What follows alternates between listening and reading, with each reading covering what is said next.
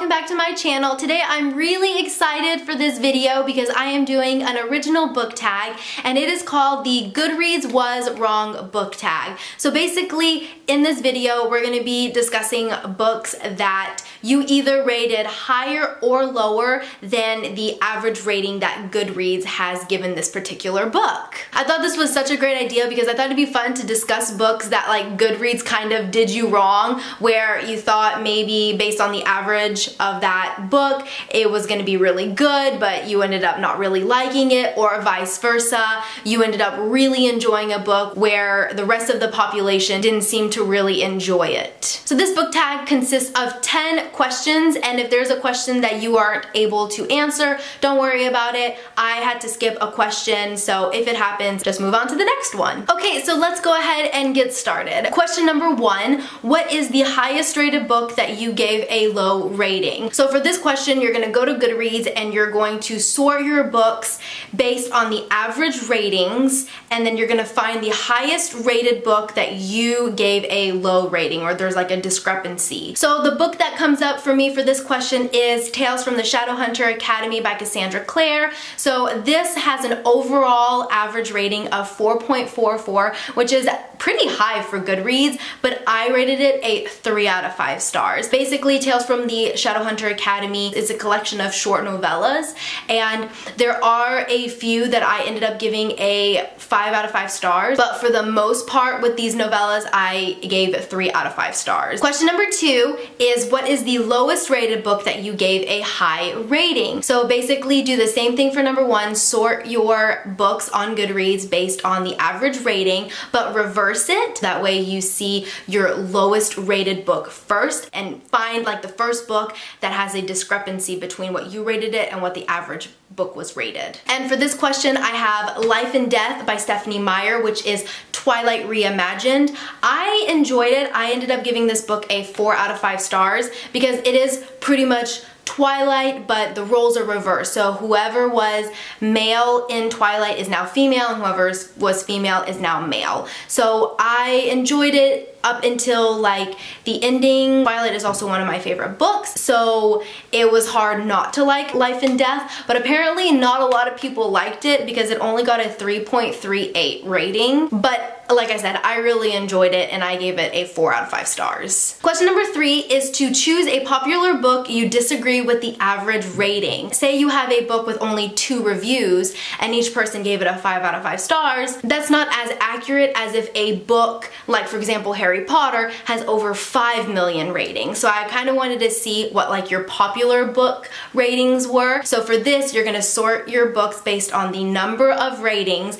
and then you're gonna go down and you're gonna find like a discrepancy between the average rating and then what you rated it. So the first book that had a discrepancy between the reviews was Twilight for me by Stephanie Meyer. Twilight has over 5.4 million ratings on Goodreads. That is a lot of ratings, and it only has a 3.5 out of 5 stars, and I gave it a 5 out of 5 stars. I absolutely love Twilight. This is a case where I'm, you know, if I listened to Goodreads and I saw that a book only had like a 3.5, I don't know if I would pick it up, but this is a 5 out of 5 star for me. So this is an instance where Goodreads is wrong in my opinion. Question number 4 is to choose a least popular book you disagree with the average rating. So pretty much the same thing as question number 3, but instead you're gonna reverse the order. So you're gonna see your least popular book first, and then you're gonna find a book, the first book that pops up where the average rating does not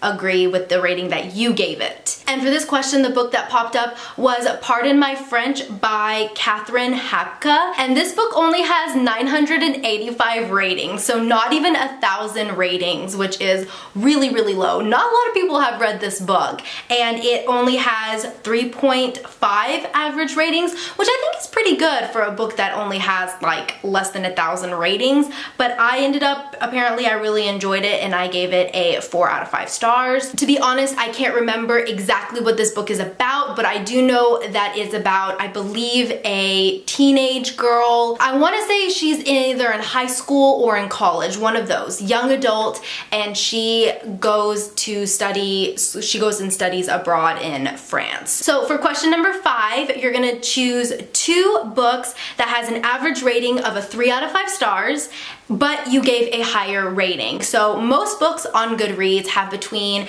a 3 to a 3.9 out of 5 stars. So, you know, a 3 out of 5 stars. And though that's kind of like the average of most books, but I want to know the books that you think deserved higher than what, you know, than just an average rating. So the first book that I chose for this question is The Host by Stephanie Meyer. I absolutely love this book so much. I gave this book a 5 out of 5 stars. I've reread it numerous times, but according to Goodreads, it only has a 3.8 out of 5 stars. And I think that this book at least deserves like in the 4s for sure. Even though the highest book that I've ever seen rated was like a 4.6. Let me know what the highest book that you have seen rated on Goodreads is. I think this book at least deserved like a 4.1 to a 4.2. Like this book was so fantastic. If you like Twilight, pick up this book. If you don't like Twilight, still pick up this book. This is just completely different.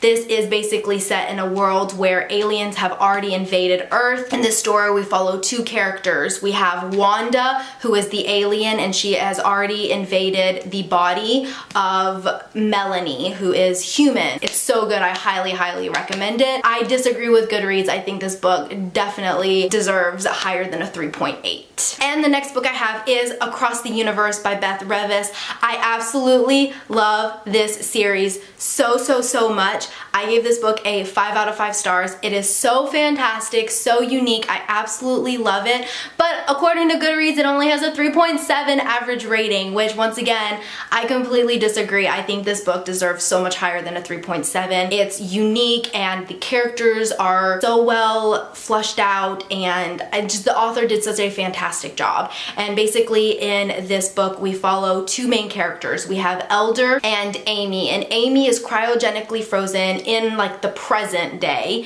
She's cryogenically frozen and she's put on a spaceship called Godspeed, which is traveling to another planet like 150 years in the future.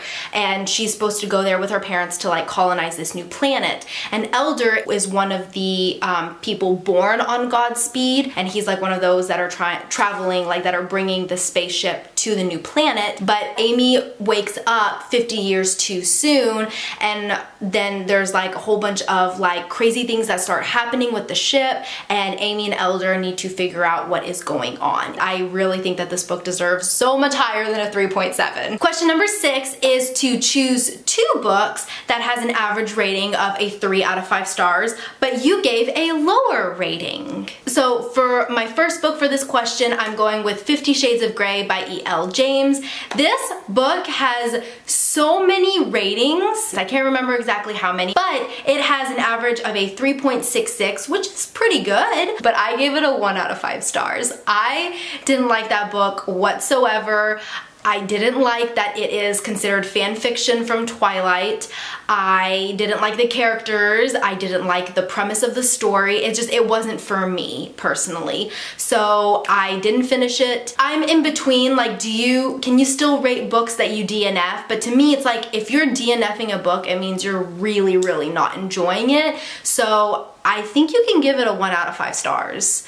So I don't know, let me know down below what you think. So in this instance, I completely disagree with Goodreads, and Goodreads was wrong. And for the second book I have is Blue Bloods by Melissa De La Cruz. I cannot tell you what the books are about. I just know that it's about high schoolers and vampires. That's all I can tell you. Each book has like a 3.6 rating, and I gave each book a 2 out of 5 stars. So apparently, once again, for this particular series, Goodreads was wrong. Question number 7 is to choose 2 books that has an average rating of a 4 out of 5 stars that you gave a lower rating. So for this question, this is gonna be an unpopular opinion, but that's the point of this tag, and that is Scythe by Neil Shusterman. So the more I talk about this book, the more I realize that I really didn't like it. And at first I gave it a 3 out of 5 stars, but honestly, I'm gonna give it like a 2.5 out of 5 stars. I really didn't like it. I didn't connect with the characters. The plot was intriguing and interesting, but it just personally for me, I don't think it was well executed. And so this is kind of a scenario where I wish the rating on Goodreads had been a little bit lower, because I don't understand. Like, so many people love this book. It has a high number of ratings as well, and I want to say the average rating was 4.35. That's really, really high. And I didn't see it. If this hadn't been a Muggle Studies book club, one, that's why we read it, and two, if it had a much lower rating on Goodreads, I would have never picked it up. And the next book I have is The Night Circus by Erin Morgenstern. This was another one that I didn't understand all the hype. Like, this book is beautifully written. It's very atmospheric, but the plot is lacking so much, and some of the character development is lacking, and just like how the characters connect, and just the characters being well fleshed out. Sometimes I didn't know each character's motive, and just in that sense, I had trouble with this book, and just the plot itself, and the ending was very abrupt. I didn't understand the ending. This was another Muggle Studies book club pick, and this also has a really high rating on Goodreads. It has a 4.04, so a lot of people really enjoy this book, but at first I had given this book like a 3 out of 5 stars, but the more I think about it sometimes, the more I think maybe I'm gonna give it like maybe like a 2.75. I'm between like a 2.75 and a 3 out of 5 stars, but definitely not a 4 out of 5 stars. So this is another instance where unfortunately Goodreads was wrong. Question number 9 is to choose 2 books that have an average rating of a 2 out of 5 stars, and you gave a higher rating. And for this one, this is one that I have to skip because I don't have any books where their average rating is a 2 out of 5 stars. My lowest average rating is a 3.38, but there are books, I have checked, there are books that have average ratings of 2s. Let me know if you've read any of those 2 average ratings and if they deserve the 2, or if you think they deserved higher. And question number 9 is, do you tend to agree or disagree with the Goodreads average rating, and do you use Goodreads as a guide to choose the books that you read? For me, yes on both. I typically do use Goodreads. I always look to see what the average rating is and like what people thought of the book, and I tend to agree with most of the ratings. It's very rare. I only have like a handful of books where I've disagreed, where I think a book maybe deserved higher rating, or maybe I gave a book a lower rating, but on average I tend to rate my books pretty much what the average rating on Goodreads is. And then the last question, question 10, is to tag somebody. I am going to be tagging some people down below in the description bar, but if I did not mention your name down below but you want to do this tag, feel free to say that I tagged you and do this book tag. I would love to see more people do it. And if you do film this book tag, please leave a link down below so I can go check it out. That is all that I have for you today, and I will see you next time in another video. Bye!